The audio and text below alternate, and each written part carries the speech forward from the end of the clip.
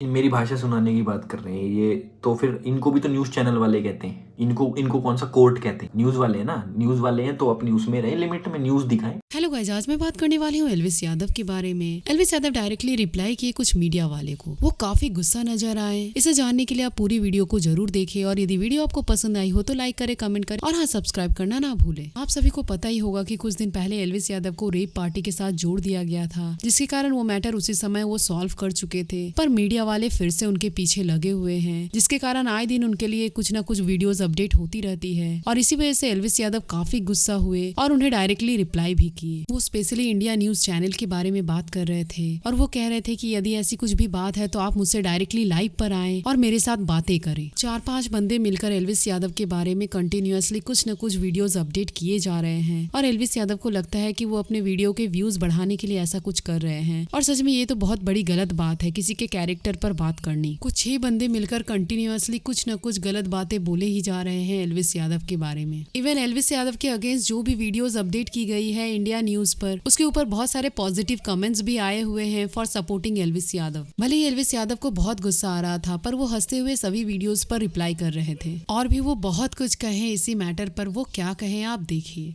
इनके साथ मैं लाइव 1-to-1 बात करना चाहता हूँ और लाइव समझो, लाइव हूँ मैं जो चैनल पे, तब मैं बात करना चाहूंगा ऐसे लोगों से। इनके लिए इज्जत कभी थी नहीं वैसे तो मेरे मन में, बट अब है भी, आएगी भी नहीं कभी। इनकी इज्जत तो क्यों नहीं करनी। गाली खा रहे हैं, 850 गाली है इस पे, कमेंट नहीं, गाली है। खतरनाक वाला ड्रग आप कह सकते हैं, जिसके बाद उन पर सवाल उठे और कुछ पत्रकारों ने भी उनका विरोध किया, कुछ सवाल उठाए।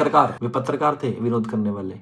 किसी भी गली छाप को उठा के अपने स्टूडियो में खड़े करके माइक पकड़ा दिया तो वो हो गया, न्यूज वाला हो गया वो है। और जब बात हो रही है एल्विस यादव के बारे में तो मैं उनकी लेटेस्ट न्यूज को कैसे भूल सकती हूँ। एल्विस यादव की गुड़गांव 3 अपडेट हो चुकी है जो ट्रेंडिंग 1 पर है। आगे मैं बात करने वाली हूँ खानजादी के बारे में। खानजादी की लेटेस्ट इंटरव्यू आई हुई है और इस इंटरव्यू में वो बताती है कि वो काफी सॉरी फील करती है सलमान खान के लिए, क्योंकि उनकी एक बहस हो गई थी बिग बॉस हाउस में और इसी कारण वो चाहती है कि यदि फिर से उन्हें दोबारा जाना पड़े बिग बॉस हाउस में, वो जाकर सलमान खान के साथ अपोलोजाइज करेगी। और साथ ही साथ खानजादी अपने हेयर स्टाइल के राज को खोल दी। वो बता रही थी कि वो बचपन से ही ऐसा ही हेयर स्टाइल करती है क्योंकि उनकी मम्मी और उनकी दीदी को काफी पसंद था ये हेयर स्टाइल और शायद वो इन फ्यूचर भी ऐसा ही अपना हेयर स्टाइल रखने वाली है। लेकिन उसके साथ वो ये भी बताती है कि उनकी किस्मत ऊंचा है और वो नहीं चाहती है कि कोई उनकी किस्मत को देखे और इसी कारण वो अपने हेयर स्टाइल को ऐसा ही रखना चाहती है।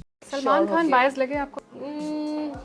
I don't think so. साथ देते तो नहीं दिखे आपके? अब पता नहीं, शायद उस घर के अंदर ऐसा था, शायद बाहर बाद में मुलाकात हुई नहीं। पर मैं चाहती हूँ कि मैं उनसे मिलूं और चाहती हूँ कि मैं उनके साथ काम करूँ।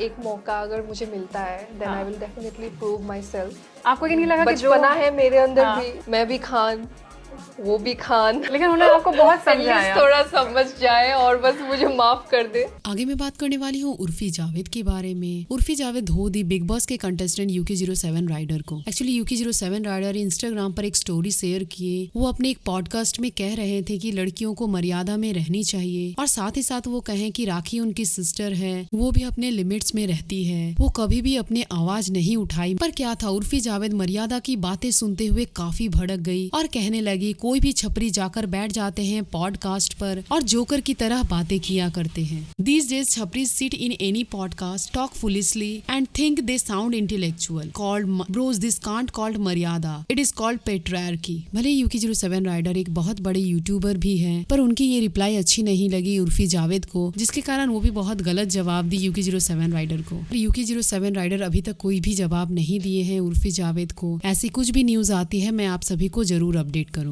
आगे मैं बात करने वाली हूँ अभिषेक कुमार के बारे में। आप सभी को पता ही होगा कि अभिषेक कुमार के एज को लेकर काफी कंट्रोवर्सी हुई थी। वो बिग बॉस हाउस में बताए थे कि जब मूवी हर दिल जो प्यार करेगा रिलीज हुई थी तब वो स्टैंडर्ड 4 में पढ़ाई करते थे, पर अभिषेक की मॉम ने उनके एज को किया था क्लियर और बताया जा रहा था कि उनकी एज है 32 ईयर्स, पर अभिषेक कुमार बता रहे थे कि उनकी एज है 28 ईयर्स, जिसके कारण काफी कंट्रोवर्सी हुई थी। एक्चुअली उनकी माँ बता रही थी कि जब मूवी हर दिल जो प्यार करेगा रिलीज हुई थी उनकी उम्र थी 3 साल की केवल और उनके लंबे लंबे बाल भी थे। भले ही अभिषेक कुमार को याद नहीं था कि जब ये मूवी रिलीज हुई थी तब वो 4th स्टैंडर्ड में पढ़ाई करते थे और इसी से क्लियर हो जाती है उनकी एज। आप कैलकुलेट करके मुझे बताइए कि उनकी सच में कितनी एज है। आगे मैं बात करने वाली हूँ ईशा मालविया के बारे में। ईशा मालविया की लेटेस्ट सॉन्ग की टीजर आउट हो चुकी है और ये सॉन्ग रिवील होने वाली है 1 मार्च को। समझ न आवे की हो रहा है भुख भी ना लगे चैन खो